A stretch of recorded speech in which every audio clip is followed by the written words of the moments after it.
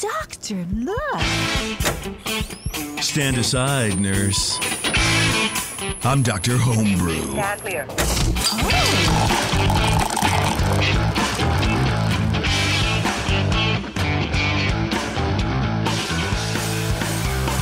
Hey, what's going on, everybody? Welcome back. Another episode of Duke der Hombre. That's right. Here we are. We're on Duke der Hombre. Yeah, and we're here to talk beer. We got our buddy Ryan back on. Ryan from Old Standby Brewing. You might remember him from a previous show or two. And he has another beer for us to try, so we're going to be drinking that. I don't think we're going to be judging it, right? We're not going to do like a score sheet or whatever. We're just going to bullshit about it. Right. Okay. That's exactly right. I like that. No pressure. That is exactly Ryan. I kind of like that better. I don't know why. It's not like I do the sheet anyways, but I sort of like just the vibes. You know what I mean? Cool. Sure. Yeah. I hear you. Yeah. I'm just trying to expand this stupid thing. There we go. I also, I can't get it out of my head. So when you guys are talking, I'm going to take a COVID test. Okay. We've been doing a little bit more stuff than we usually do, but we're still masked. Like Alice had her pre-K graduation ceremony. Oh, wow. The other night. Yeah, which was That's really cool. Yeah, it was, but it was a rat fuck, man. It was like so this school that she goes to, this fucking Montessori bullshit is like it's the most poorly run institution I've ever seen in my entire life. Like the Brewing Network would put it to shame, but we got a cute picture like this.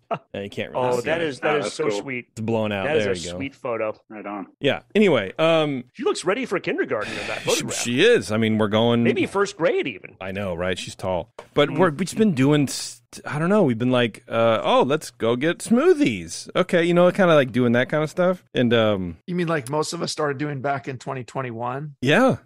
Look, man, you're not going to make me feel bad. I'm way past that. I just remember that feeling, and I can relate to it. Yeah.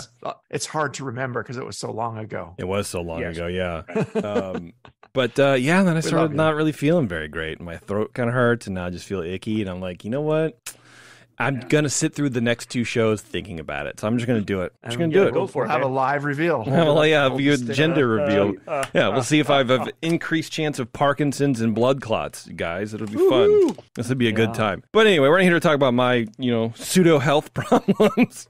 We're here to talk about Ryan and his beer, his Collab beer. But before we get to that, please visit our fine sponsor, 5starchemicals.com. You can go there and learn the best ways to clean and sanitize your home brewing equipment, which is, of course, PBW and Star San and the other stuff that they have. Apparently, it's in my notes. So the other day, Cooper, I think it was Cooper, maybe it was Shar. I don't know. You guys look alike. You guys, one of you told me they have Cooper has the spectacular hair, though. That's right. I really don't. So, well, you got more than me. It's a wig. Cooper has a wig. So He doesn't. I'll pull this off. Oh yeah, for sure. You said like, they have liquid PBW now, and I'm like, what the fuck? That blew my mind. It's in my notes. Like I should have known about it before you, but I didn't. But anyway, check them out. Go to 5starchemicals.com. Be sure to sign up for their Homebrew Club program. If you want the direct URL, it's 5starchemicals.com/homebrew-club-program. You can get free swag. You can get discounts. You can get free seminars. It's a whole cool thing. So check them out. Homebrew Club program, 5starchemicals.com. All right, Ryan, welcome back, my dude. Thanks, man. Appreciate you guys having me back. Yeah, and this was unsolicited, too. We just said, like, on the last show, I kind of was a throwaway. Like, hey, man, why don't you just send us and you did it. You actually, sent us beer, so that's cool. I appreciate it. Yeah. What is this beer now? Yeah, this is the Dortmunder that brewed this with Zeugelhaus, up in Portland. Portland got a foot of snow the day before we were supposed to brew this beer. Wow. And so I couldn't, we were going to do 2 turns on there. They have a 10-barrel system up there. They're getting ready to expand into a 20 or a 30. But we were going to do 2 turns on their 10. And so I missed the first day because I couldn't get up there. So swab it, man. Get it way up there. Oh yeah, you got to do it. You got to do the mouth too, man. That's the way it goes. I was talking to my, this is how much of a professional I am. I have a swab in my nose and I'm still just conducting an interview because I'm cool. I'm not sure it's far enough up your nose though, Jason. Oh, it's far. I got a big nose. It's right. It's like up here, dude. Yeah. I was talking to my buddy. He's in hops, and actually today, and he goes, "It's weird how the industry's changed because in the past it's like, oh, you got to be the formula was like 10 barrels. That's it. You minimum. You can't go any lower than that for distro and whatever. But now it's like 20 or 25 because the market is it's even more competitive than ever, and it's like you're also kind of losing money too. So it's very funny. You hear people like going up from 10 to 20. Okay, they're going to try to start probably pushing into markets and grow for sure distribution levels and stuff like that. Yeah, the building that they are in, the next door building was this huge carpet shop, and it closed down. And so you can imagine, I mean, just like a big warehouse next door with tall ceilings. It was ready to go. So, Cool. So they broke into that through the walls. And when I actually made it up there for the second day of brewing, we did about 22 barrels of this beer. So made it up there for the second day. It cleared the ice off the freeways, and I was able to get up there. So, jeez, man. Yeah. I love our socialist program of the ice clearers and all the people who maintain our roads via socialism. I love it so much. Is that the most barrelage you've done of a beer of yours? 20 barrels? That one was last year when we did the ESB with Ex Novo, we did 20 or 22 barrels of that one. And then look at you, you're like an old dog. You're like, oh, I don't know, man, whatever. Yeah. And then the one there's a few that I've done now that haven't been released yet because they needed some lagering time or a barrel aging or whatever. So I went out to Bend in March and brewed with Cascade Lakes, and we did 24 barrels out there of a hoppy Ellis. So that one's getting ready to come out. And then last month I went back out to Bend and brewed with Ale Apothecary. I don't know if you guys have heard of them or had any of their beers or not. Yeah, I interviewed them when I was doing the session by myself. Okay. I forget the homie's name. Yeah, Paul probably. Paul, okay. Paul. Yeah, it was like the dude. Yeah. And the beers, I remember like Yeah. It I don't know if you guys have this too, but it's not maybe it's a humble brag, I don't know. But it's hard to get a beer that blows your mind anymore. Because we've had every iteration and it's like, okay, this kind of tastes like this or whatever. This can be really good, but to have something that like fundamentally sort of redefine how certain beers are made, that's what I remember about those beers. They're like farmhousey, if I remember correctly, right? Yeah. And they're so clean but complex, and they're not like funky and overdriven or acidic or whatever. They're just like the probably the best expression of those kinds of beers I've probably ever had. They're awesome. Yeah. He's just him and his wife, and they have one co-owner that run the whole thing. And they have a little tasting room in town and a barrel aging warehouse there that's hooked to it. And then they actually brew the beers up at his house, which is about 10 miles outside of Bend, like up in the woods. And so, we're like mashing in these barrels. We mashed in the night before in these wooden barrels, and he's got all this, like, everything's just homemade, and it's pretty rad. He worked for Deschutes for like 20 years, and then he branched off and did his own thing. And so, so we brewed a Saison, and then we fermented it with the rustic yeast from Imperial, and then it fermented out. And then he blended in. I wasn't there for the blending portion of it, but we tasted a few of the ones that they were going to blend with. Yeah. So they blended in with some of their other barrel aged beer, and then we hit it with some Brett. We got a couple liters of Brett from Imperial for that, and so it's in the barrels now. It's it'll be a couple months, and then he's going to hit it with some heather flower. I think he said he wanted to add that to it. It's going to actually get packaged. So. I did that one time. I used heather in a beer in an ESB. God, I probably still have the note somewhere. It was like mid-aughts. It was awesome. It worked out really well. It worked well. Yeah. It sounded weird. It sounds odd to me, I guess.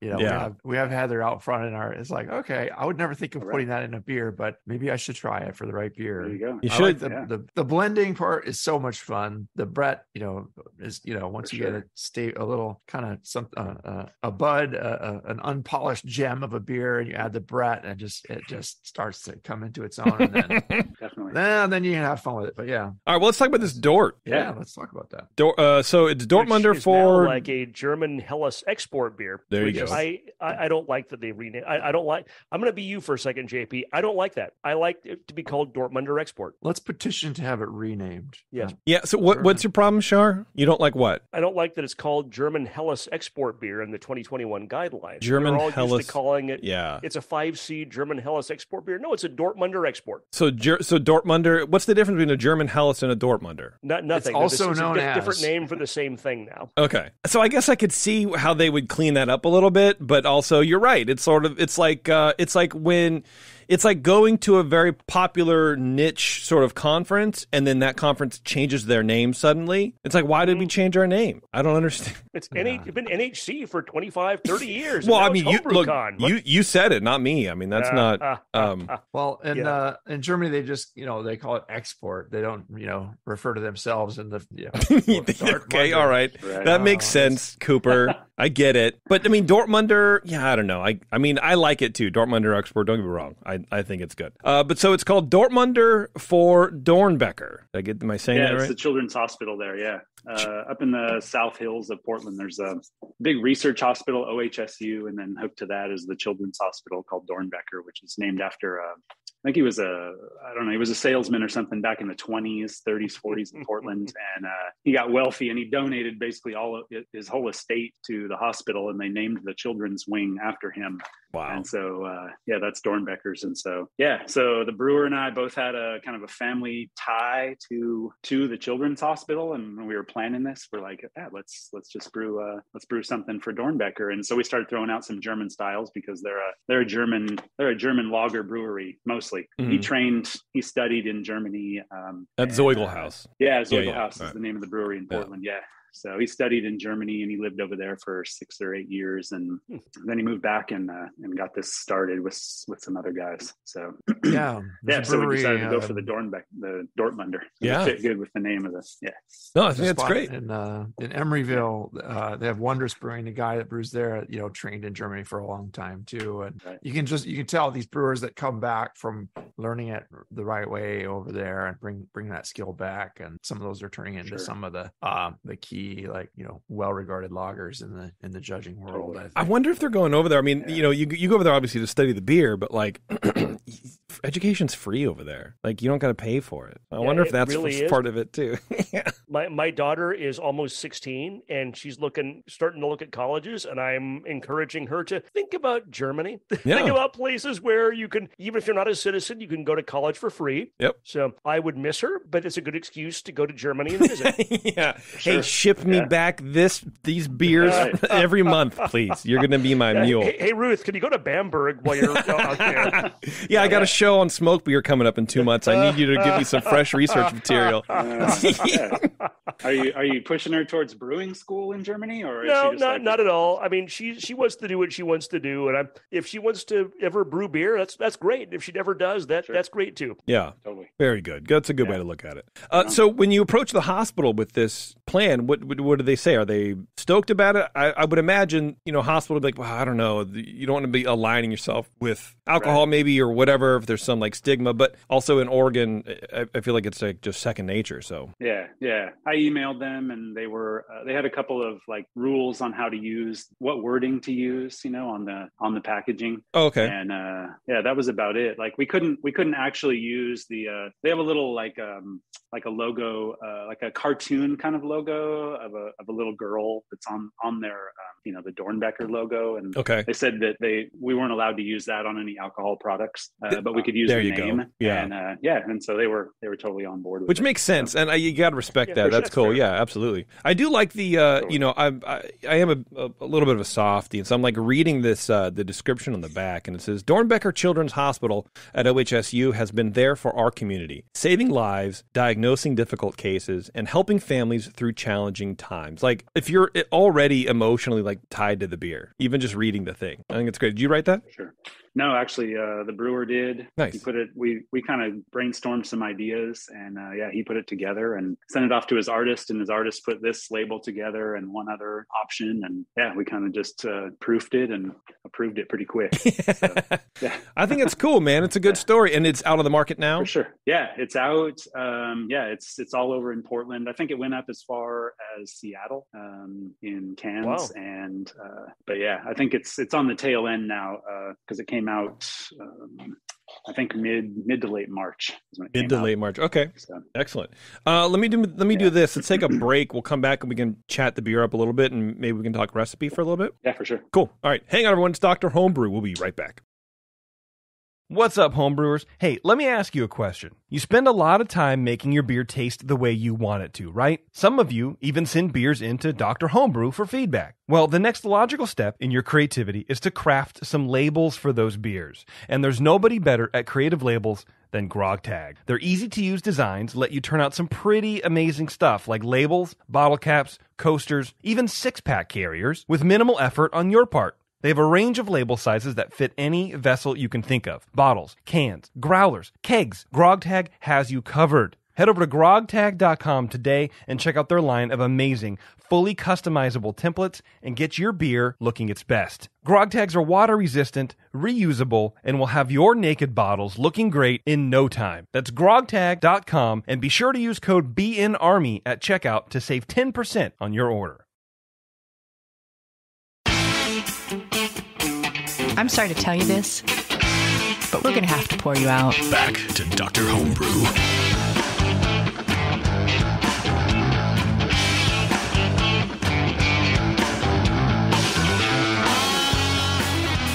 Thanks for sticking around. We are still here with Ryan from Old Standby Brewing talking about Dortmunder for Dornbecker, the charity collab he did with Zeugel House up in Oregon. And it's obviously a Dortmunder export, which is Brian's new nickname, I think. You're getting pretty close on the German pronunciation there. The way you said Zeugelhaus, it sounded pretty good. I wasn't even trying. I know, but I'm a natural. It's the Z would be more like a Zeugelhaus. Zeugelhaus. Zeugelhaus. You have to have this kind of inflection in your voice. You ever watch Zeugelhaus? Yeah. You ever watch Great British Bake Off? Oh yeah. No, but I've watched Sprockets. Okay. Well, yeah. There's a guy on I forget what season. I think it was maybe 9. I think it was season 9. Jürgen.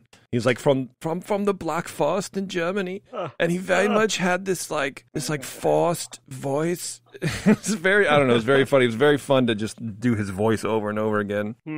Yeah, this is the time when Dr. Homebrew will be dance. I am from the Black Forest. You could clone his dude. It's that stereotypical German voice, right? It's just light, lighter a little bit. Like, oh yeah. Anyway, whatever. Who cares? All right, let's talk about this beer, Cooper. Yeah, you're itching to say words today. What do you think? Yeah, and so in the nose, I'm getting some toast with a very light.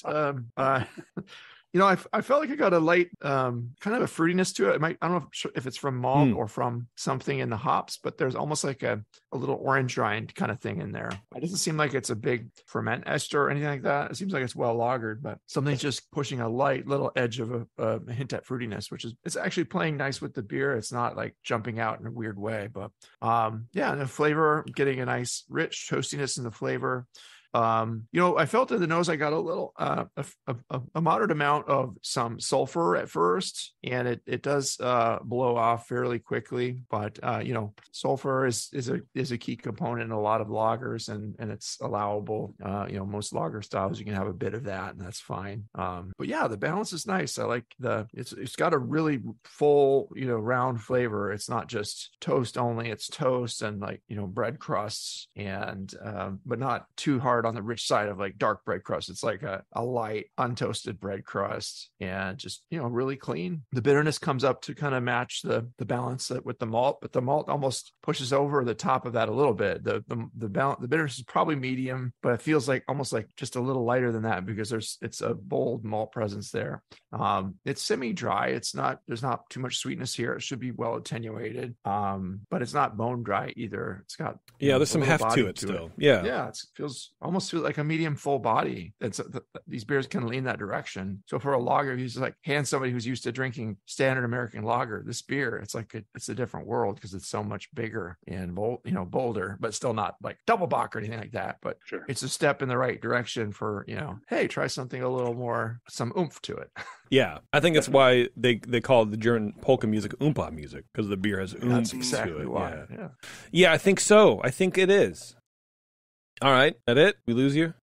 For now, yeah. I wanted to see what Brian had to say about it too. How's he gonna know? I was waiting to be sure you were done, too. That's some quality dead air on Dr. Homebrew. Hey man, with AI for a Coop to wrap it up. Yeah, with AI, I can cut that in seconds now, dude. I'm so jazzed about it. Yeah, I mean, so don't worry about it. Probably run me through Chat GPT, and you don't need to have me on anymore. Hey man, but, wouldn't be the same. I like doing the show, but technology. Yeah. But the aroma on this, I don't get quite the citrus that Coop does. I definitely get the Pilsner malt, but it's not perfumey Pilsner malt 100%. Right, that's there, but it's there. There is I agree with Coop. You get like a bready, not doughy, but you get definitely a quality bread aroma from this. Like you go to the bakery and get like a good fresh bread, maybe like a baguette almost. You get that out of the aroma of this. It's not really a hoppy aroma. I don't get a lot of hops, but that's okay. I mean, for this style should be, I think, firmly bitter, but it's, what do you IBUs 20 to 30? It's got some bitterness to balance. This is not a hop bomb or a giant hop aroma style. Appearance is great. Again, like I always talk about, there's some bubbles around the edge, and that's persistent head. It's there. It's been here for a while. I poured this 20 minutes ago, and that's still hanging around. That's fantastic. It's very clear. There's maybe a tiny bit of haze, but I don't know. It was brewed in March. Maybe there's some yeast in the can. I wouldn't ding this for being hazy. Right? And some of it may be chill haze as well. Flavor, definitely. You get some breadiness, some minerality in a very pleasant way. Right? You read the style guidelines for this, and it talks about how mineral character is typically perceived more as a roundness and fullness of flavor, and a dry, flinty sharpness in the finish rather than overt mineral flavors. A flinty sharpness. And I think I would translate that to mean it's not like you're licking a rock. The minerals are added in a way that it gives you that mouthfeel. And I would agree that there's a dry, flinty sharpness in the finish. And maybe not sharp, but you do get, maybe it accentuates a little bit of hop bitterness. There's hop bitterness here. It's not an IPA, but there's definitely a firm bitterness in this beer. I'm not getting any off flavors, no diacetyl, no DMS. I do get a little acetaldehyde. Do you guys get a little sulfur in the nose? I mean, I'm sure. I would imagine that's to style, just like a little bit. It's okay, and I don't mean it to pick out a flaw, but it is just a thing that I notice dissipates very quickly. But it's weird how sulfur in some of these beers can be inviting. Like it's almost like an authentication stamp. You know what I mean? Where it's like I know sure. I'm going to get like something that's akin to the real deal because I get this sort of byproduct. Yeah.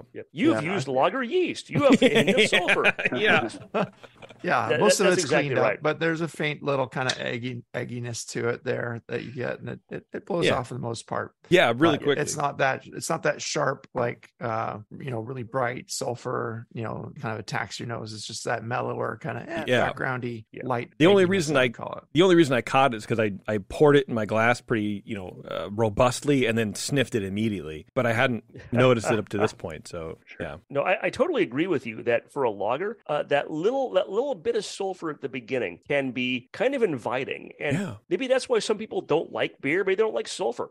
I mean, it's weird. I mean, if you get a lot of it, then it's unpleasant. Yeah. But that little bit of, lager yeast do throw sulfur, and it never really goes entirely away. I don't think.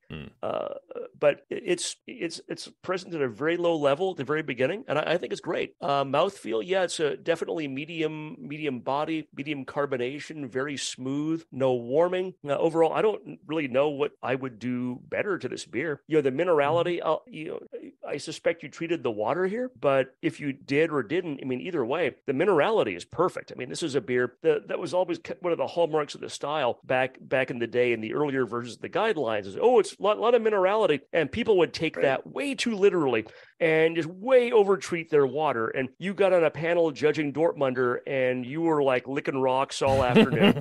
It was just crazy how people would just go nuts with the minerality.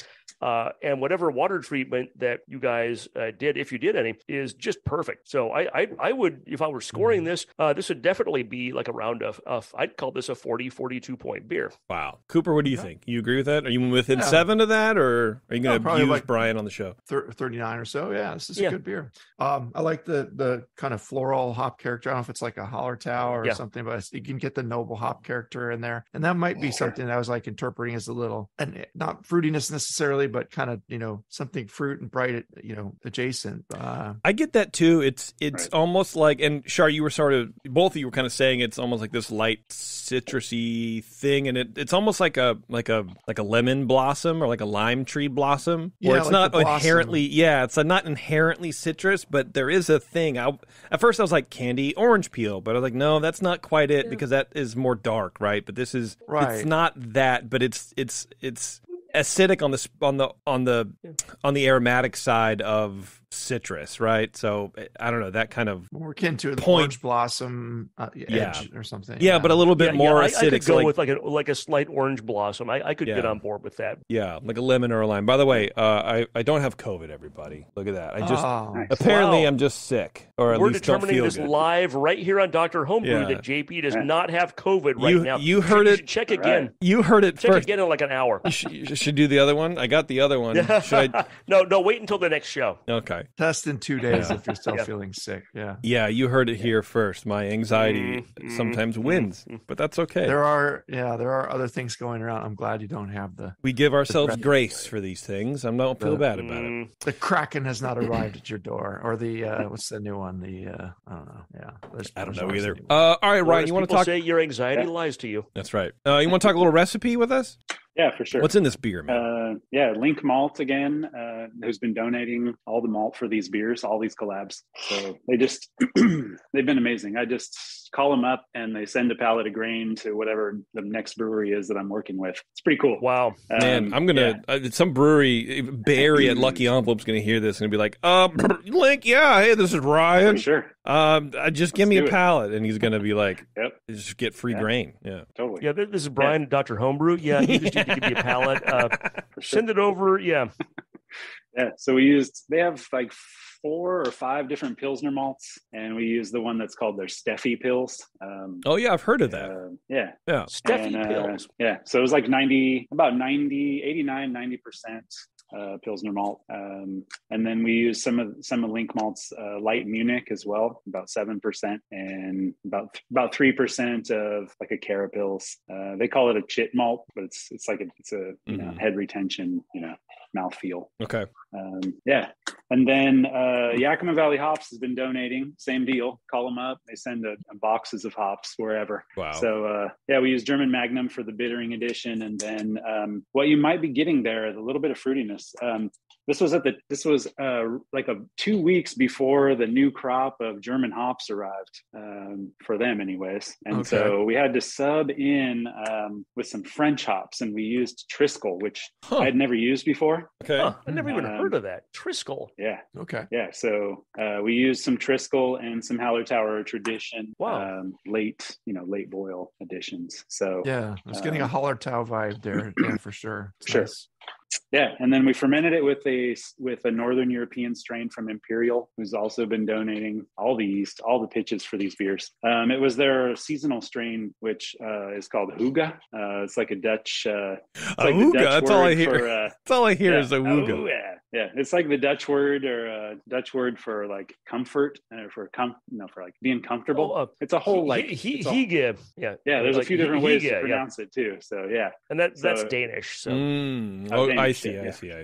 You mean was it Driscoll with a D or the T? With a T, yeah, Triskel. Yeah. I can't find anything about it. Interesting. On the website, it says it's a Triskel. Yeah, so Triskel is a new hop cultivar with an aroma similar to Strisselspalt. There it is. From which Triskel inherited its floral notes, but slightly fruitier. High content of essential oils make Triskel very suitable for late or dry hopping. Yeah. So on the Yakima Valley Hops website, you can go there. They have these like cool little, very simplistic flavor keys, and this one is high sweet fruit, and with the floral and cream caramel, which maybe you have to smell the hop, but sweet fruit and floral. That is exactly what we were talking about where it's like candied orange peel, but sort of like the flowers. We're good. Yeah. Cool. Yeah, we wanted to use the Strisel Spalt, but the crop wasn't ready yet. So we're like, all right, let's sub in the French hops. And Alan at Zeugelhaus didn't have any experience with them either. He'd never used them, so we just went for it. So this I think is it turned out pretty cool. nice. There's always so many new hops to learn about, and I like the big Pacific Ocean, tropical Australian, New Zealand hops. But it's really cool to learn about some of these, the ones that we grow here in the U.S. that are of European descent, right? Strisel Spalt, Triskel, where you've got this cross between Strisel Spalt and male English yeoman. Why would you wouldn't think that's growing in Oregon, but they're growing that in Oregon or Washington. Right. Yeah. We decided to go for it and see what happens. Similar, super low. I think it's a good choice. The aroma was really nice when we got them. The alphas were like in the 2s. Oh man, that sounds cool. Yeah. It's mellow and it just works. Yeah, for sure. That sounds good in like a mild. I don't know why. I bet it would be. Yeah. This is a hop that it's got a little flavor, it's got a little aroma, it's got a little bitterness. It's there because you need the hop to be there, but it's not the star of the show. For sure. Yeah. I think it pairs well with what you had said about the fresh baguette. There's that crusty little bread crust. I think it really pairs well with that kind of bready aroma. Yeah, because it doesn't blend in with one another. There's still that differentiation, and I think in beers like these, sometimes I think you need that. A lot of times beers sort of the flavors sort of meld into each other. It depends. You might want that, and that's depending on the style. But I think like a lager like this, when I think of German style lagers, I think of these sections, these segments of flavors, and they shouldn't just be all one thing. It's not like a pale ale. Pale ale is basically just all one thing, but this is not that. And this hop does really well to help level those malt flavors as well. It's a very good highlighter. Yeah. It was a great sub, great choice. I like that the brewer also chose not to go like, let's push it to the high end for alcohol. It's like, okay, this is a 5 to 6% alcohol beer, and they kept it a little understated at 5.4. That's nice because it's not a little stronger alcohol might taste fine, but I push it a little towards it would stick out in the style a little bit more. It'd be a little sharper that way. And this is real easy drinking, and I'm gonna easily go through this whole pint, no problem. Yeah, totally. Next time you might want to think about an Imperial Dortmunder.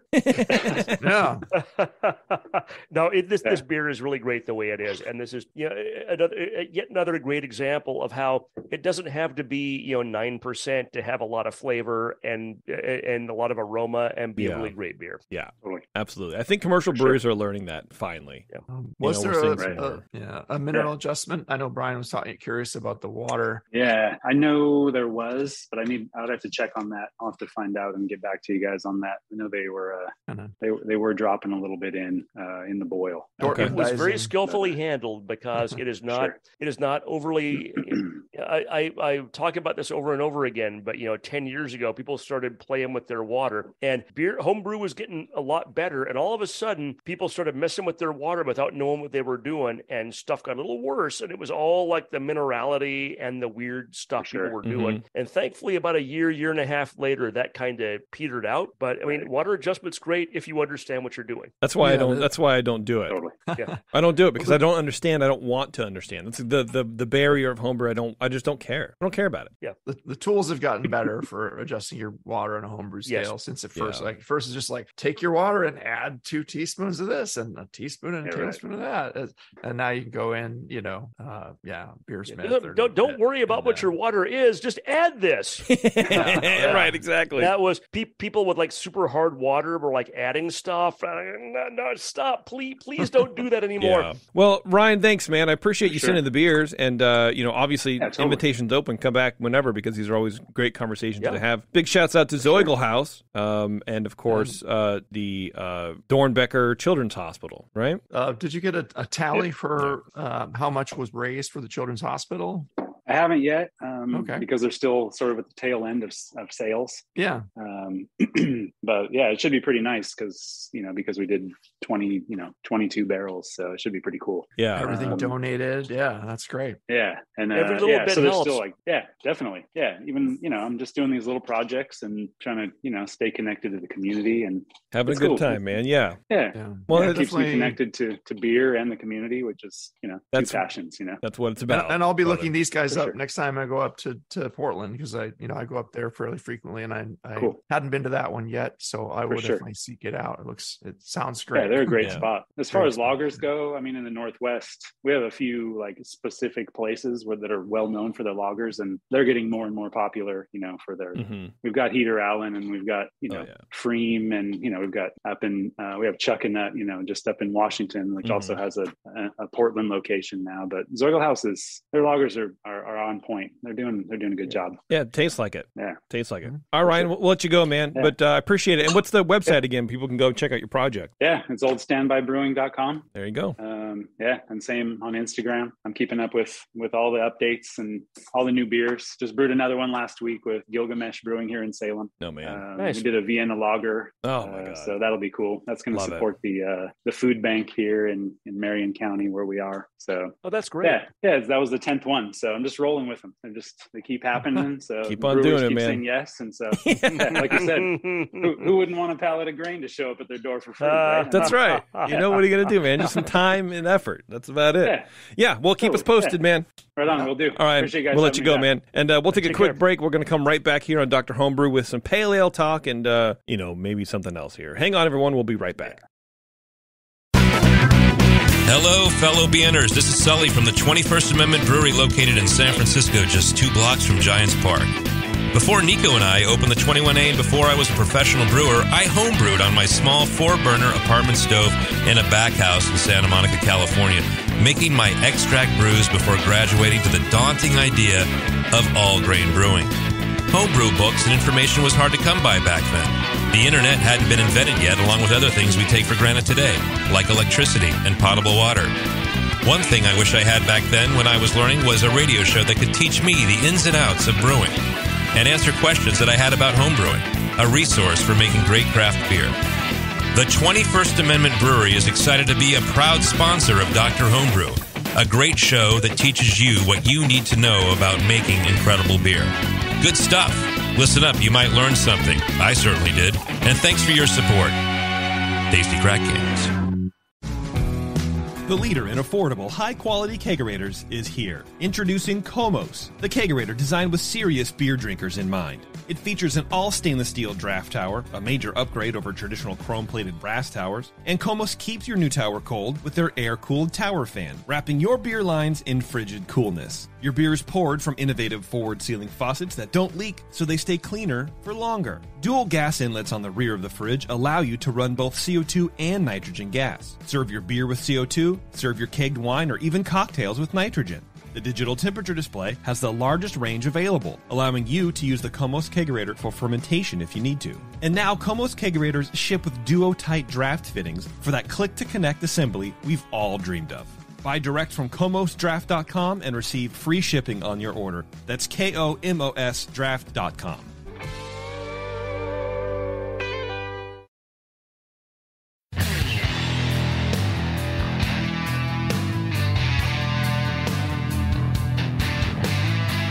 Now, back to the examination. All right, thanks for hanging on, everyone. We are back, and I wanted to tell you a little bit about my pale ale. I think I talked about it a couple shows ago. I meant to have some to share and to give to you guys, but apparently I drank it all somehow. Well, I helped you because I had some in your garage like a month ago. Yeah, you had like it was from my fermenter. Was it from the fermenter? I believe it was from the fermenter. Yeah. It may have been like just finishing up, and I thought it was really good. It was tasty. I thought it was pretty good, Yeah. but you know what? So I carved it, and it was definitely you know what? I think I have a picture of it. It was definitely old school in the way that it a picture of the recipe, because I was talking off the air.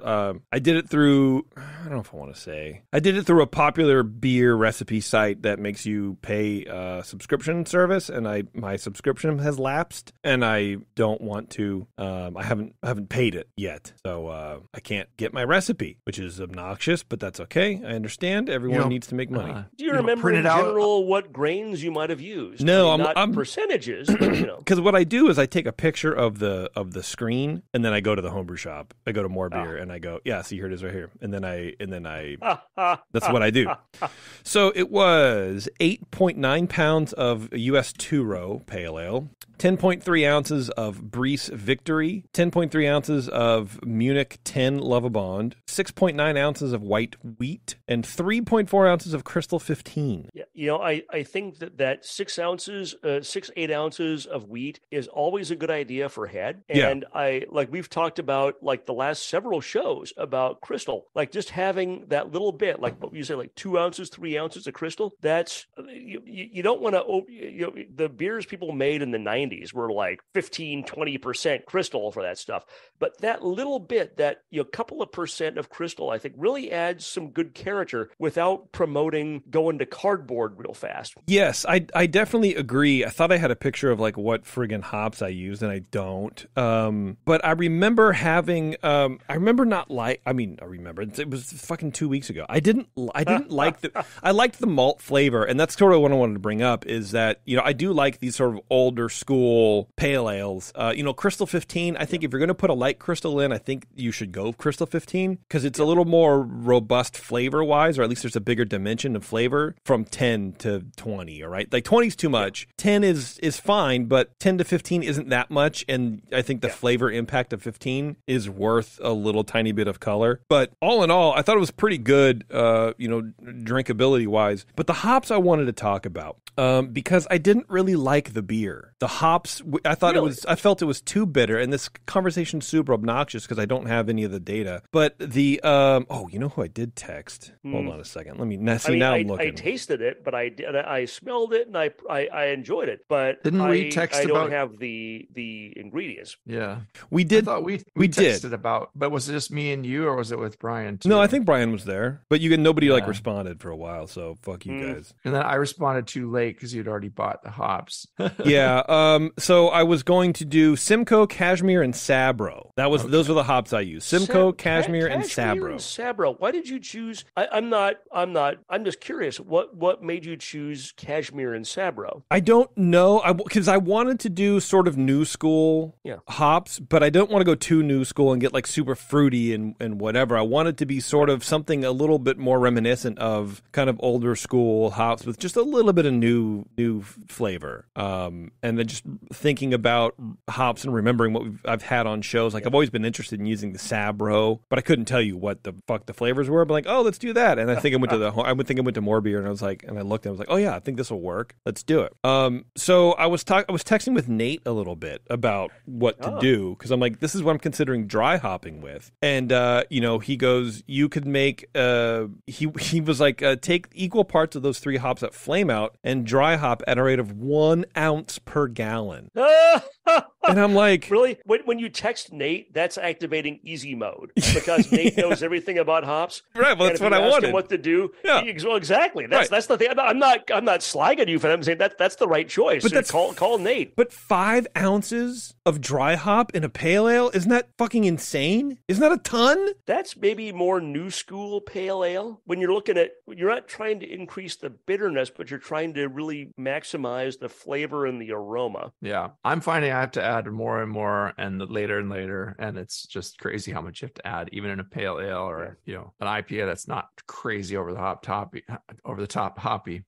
So when we were talking about your hop bill, and I was too late in giving you advice, I suggested, a quarter Mosaic, a quarter Nelson, a quarter Simcoe, and a quarter Citra, just for fun. But, just a really small 5 or 10 minute edition and then a big 20-minute whirlpool. Yeah, and I got them too late. Yeah, I got this too late. But so what he was suggesting, so I pushed back. I was like, this is a lot, dude.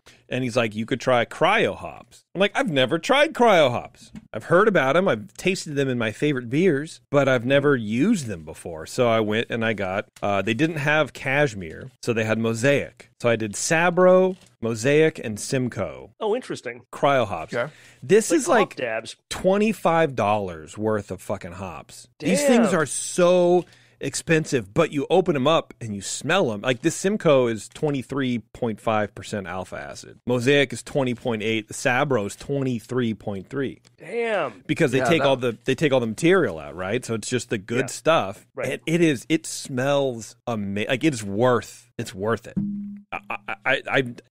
it. It's worth the aromatics. And what I think I need to do next time I do it is cut back on what I think I need by 20%. Because for me, what happened is the dry hop, sort of the beer was a little too onion. It was a little too bitter for me, but it was like an oniony garlic thing. Interesting. And I don't know where it came from. I imagine it's maybe the Simcoe because that can kind of throw that. But I think if it's too much and then the dry hop was too long, there was a thing there. There's a combo that I didn't really like the beer, even though I finished it before I could even get it to you guys. You know, when I had that bit off your fermenter, I don't remember getting the oniony garlicky. It changed. And that's usually like a Summit, right?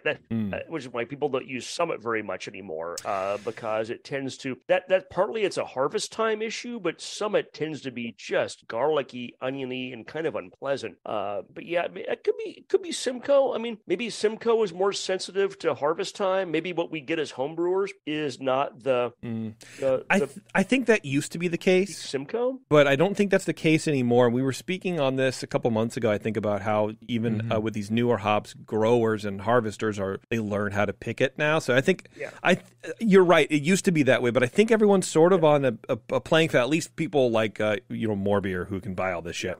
Of course. But I'm positive Yakima's packaging them well, so I don't think it's that much of an issue anymore. But I'm blaming myself. I think it's overuse.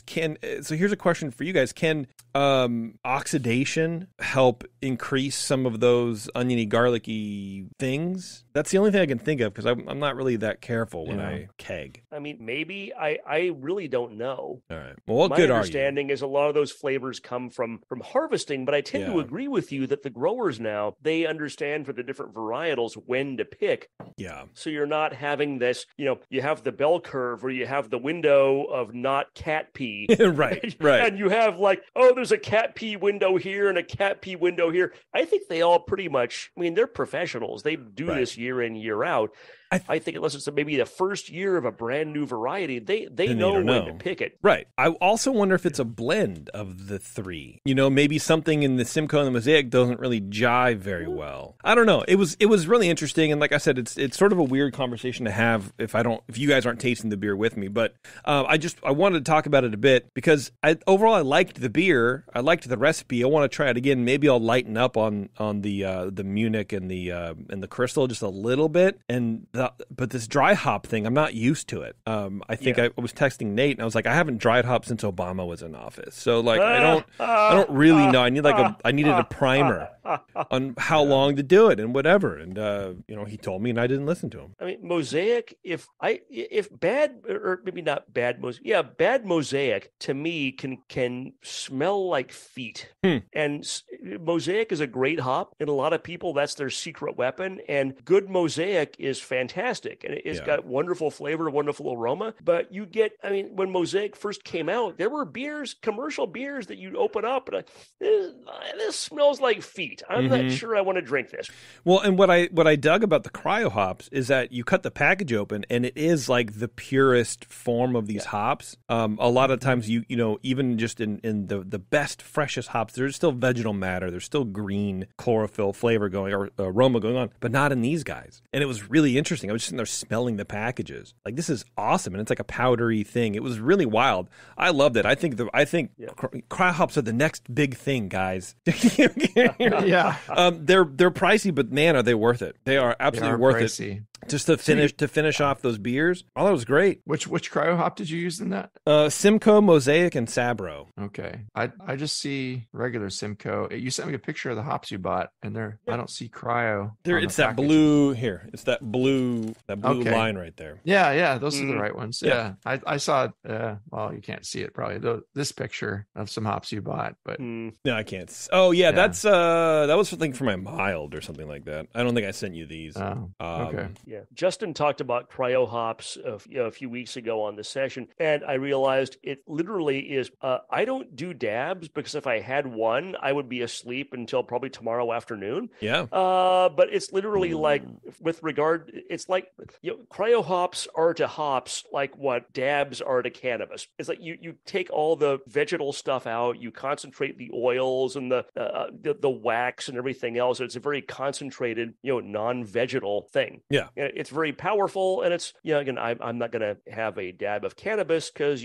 we won't be doing the second show.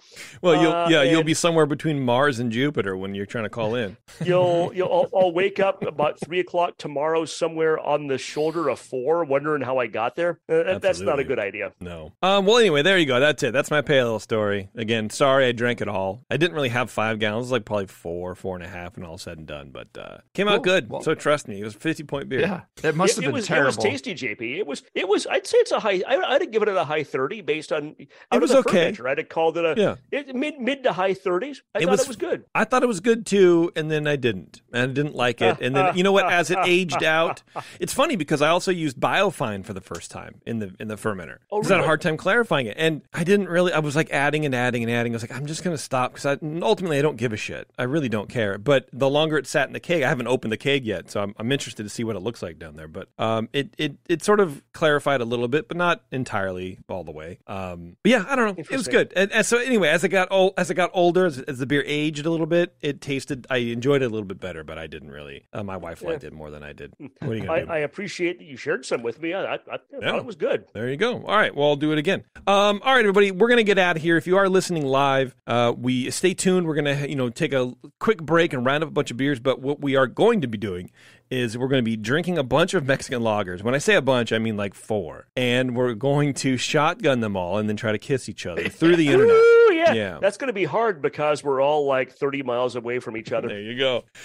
So the next show, we are going to be tasting Mexican lagers, and then we're going to be writing our own Mexican lager recipe for us to brew. We're all going to be brewing the same recipe, and it'll be fun. A fun little experiment, and, to judge our own beers and see how we can write a recipe, and maybe you guys can glean some knowledge out of that. But before we go to that show, on June 11th, we are going to be speaking with Matthias from Schlenkerla in Bamberg. He's going to be calling in. We're going to be doing this on a Sunday morning at 10 o'clock, I think is what it is. Maybe 10:30. I can't remember. But 10 o'clock-ish on a Sunday morning, June 11th, we're going to be going through smoke beer. We're going to be going through our the last 4 Schlenkerlas that we got, that we've had on the show the past couple months, and talking to Matthias about how Schlenkerla makes probably the best smoked beers in the world, and talking about World Smoke Beer Day and Schlenkerla in general, and how they're sort of like navigating the craft beer boom and all that kind of stuff. So it's going to be great. If you love smoked beers and you love little beer talk like that, please mark it on your calendars and tune in. And this will be cool. It'll be fun. I'm really looking forward. I'm really excited. It was going to be at like 8 a.m. originally, and I'm like, Sunday. I don't care. I'm up at 8 a.m. to talk to the Schlenkerla guy. Yeah, those beers are fucking phenomenal. That'll be great. And I'll get up at 6 a.m. on Sunday if I have to do that show. I want you to stay up. I much prefer 10. I want you to stay up until then. From now until then. I will not sleep until that show. All right, please do. And if you are if you are a German brewmaster at a major smoked beer brewery in the world and you want to send your beer in to me, I'm Brian at thebrewingnetwork.com. Or if you're just a regular run-of-the-mill homebrewer that wants to send your beer into us to be evaluated, it could be good, it could be middle of the road, it could need some work, and you want to know how to fix it, send it in to us, Brian at thebrewingnetwork.com. We'll get you hooked up with a show and discuss your beer with you. That's right. You could be a home brewer in Bamberg doing smoked beer, smoking things in your backyard. And we would like to drink that. We'll drink that. We'll judge it. Absolutely. Yeah. All right, everyone. We're going to split. Take care of yourselves. And until next time, we'll see you later.